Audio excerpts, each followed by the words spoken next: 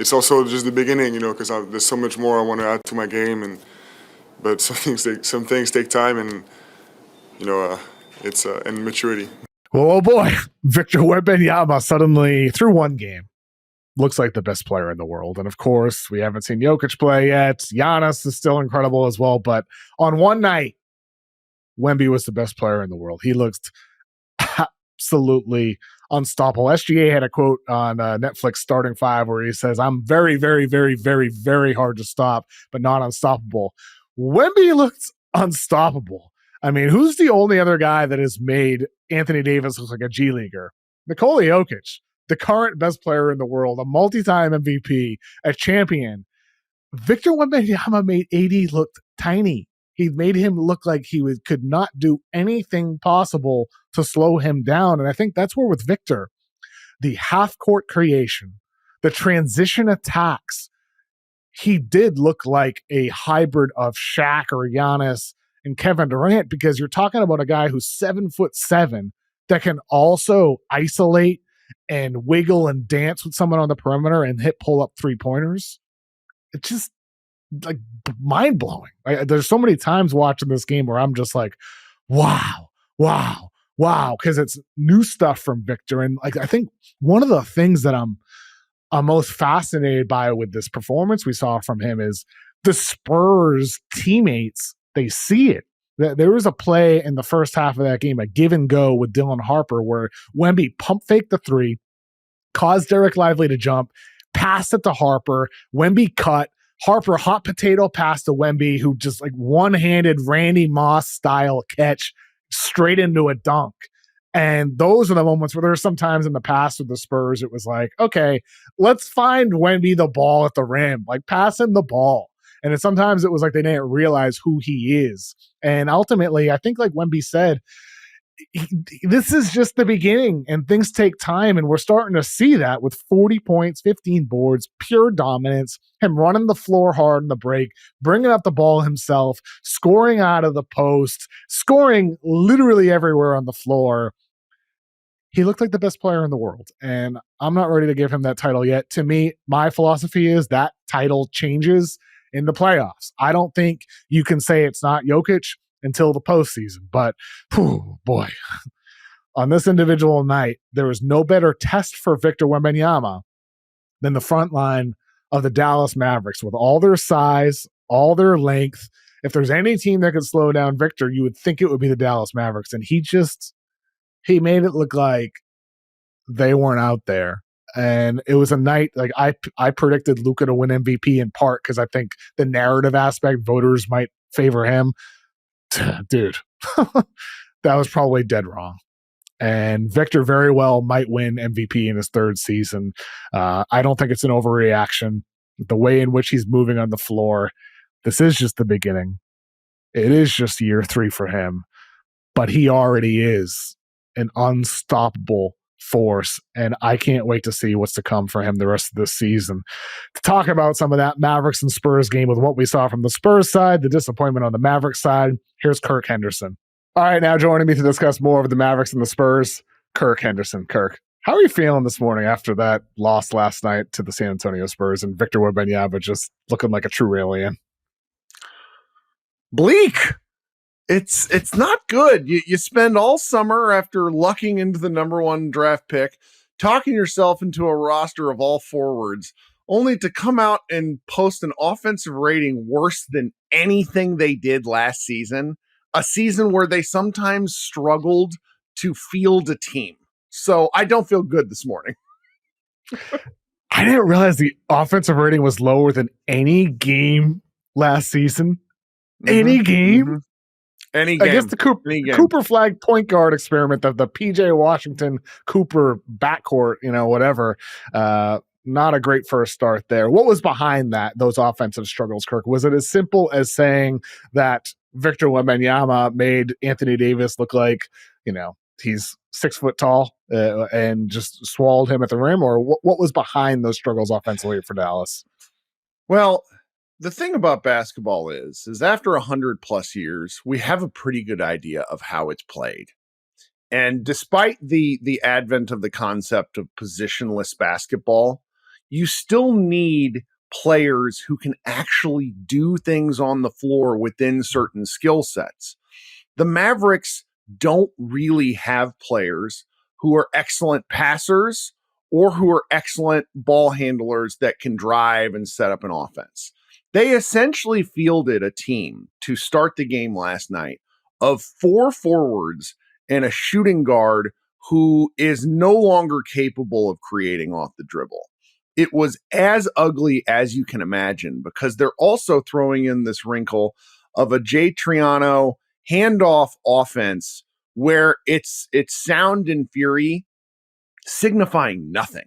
They just sort of flip the ball to each other and there was nowhere to go. And Wembanyama is obviously a massive part of that. He just sort of closes off, let's just say 60% of the floor by putting his arms up. But it was worse than that because even when he was off the floor, the offense was terrible. And Jason Kidd said after the game something to the effect of, I have the quote here, "We didn't have trouble. We just didn't pass the ball." And I don't know what to do about that. Like, it's basketball.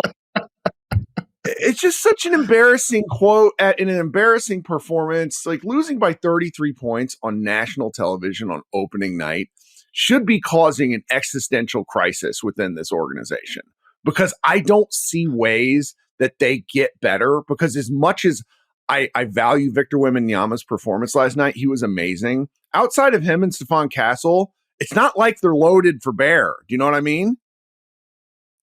Yeah, for sure. I mean, I think the Spurs definitely look like a far more competent team. I mean, like Champagny, solid player, Barnes, solid, Keldon Johnson, solid, Dylan Harper, very good off the bench. So like, there's a lot of solid around Victor at this point, who now looks like, I mean, through one game, Victor Wembanyama is the MVP. Through one game, not saying a lot, but through one game he is.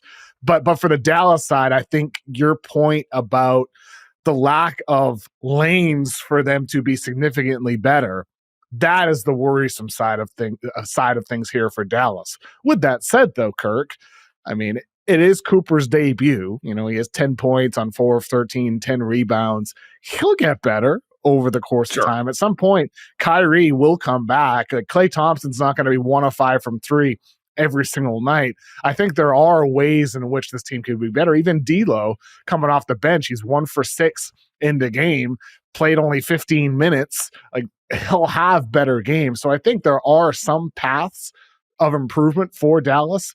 But to your point, there's a limitation with the way this team is built, especially as loaded as the Western Conference is. I didn't pick this team to make the playoffs. I don't think they will make the playoffs. I think they're going to be one of those good teams that's on the outside looking in. But ultimately, it just looks like San Antonio has surpassed them because of what Victor has become. And other teams could also have surpassed them as well. So Nico Harrison's vision of, we'll prove everybody wrong, defense wins championships, we're going to win it all, that is probably just going to end up looking like a really, really silly statement from him of all the silly things he's already done already.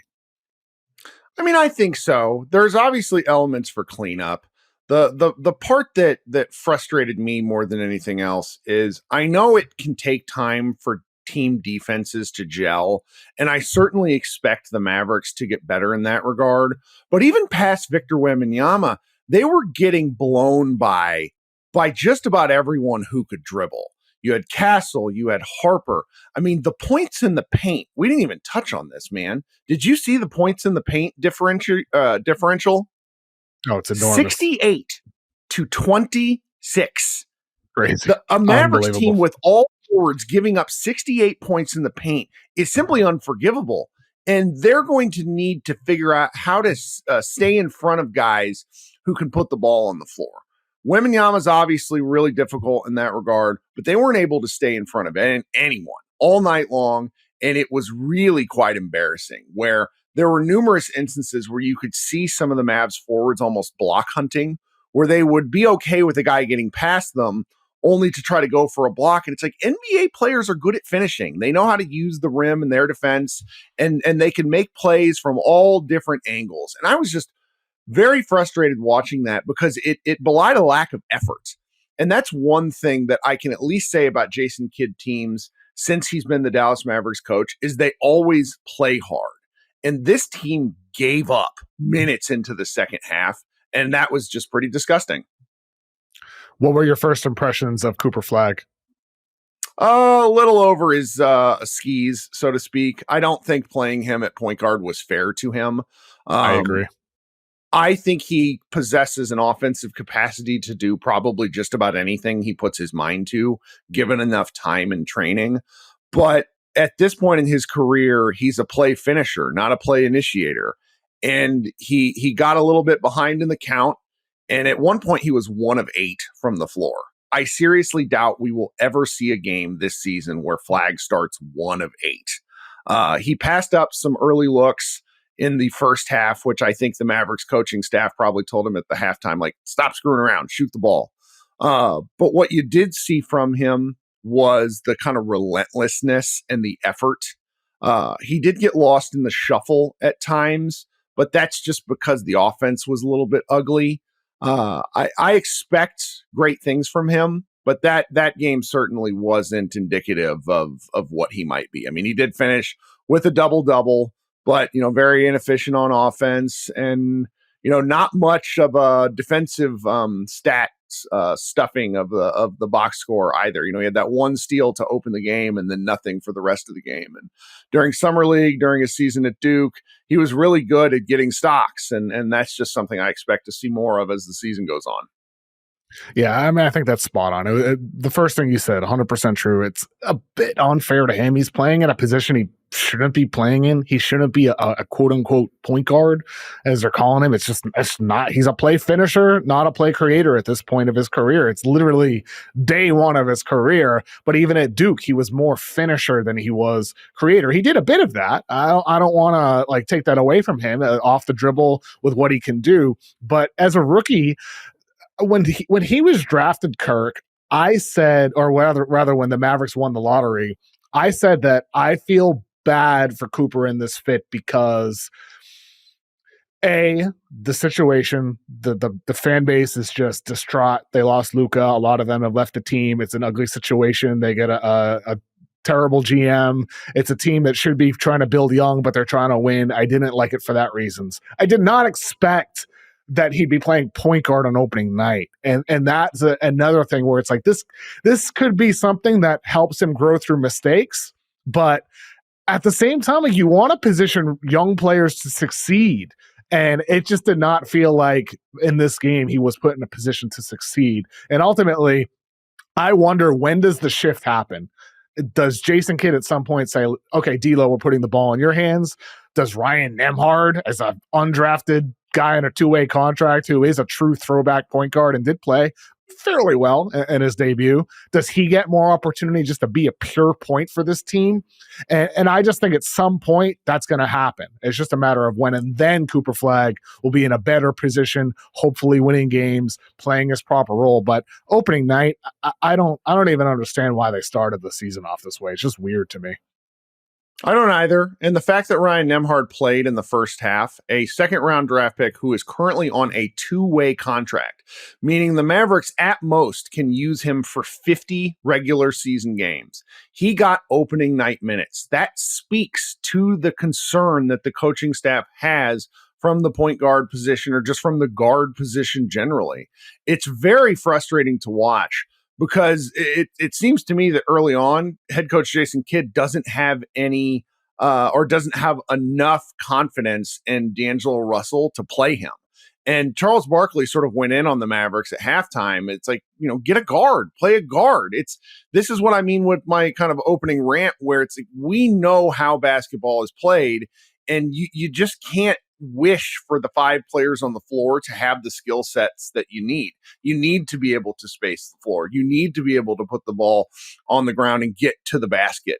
And the Mavericks just didn't have anybody that could do that. Wembanyama was obviously a problem, but that was really an extreme example. Now, the one thing the Mavericks have working for them here is their opening 20 games are pretty soft. They play their next 2 games are the Wizards in Toronto. They play the Wizards again in their first 20 games. They play New Orleans.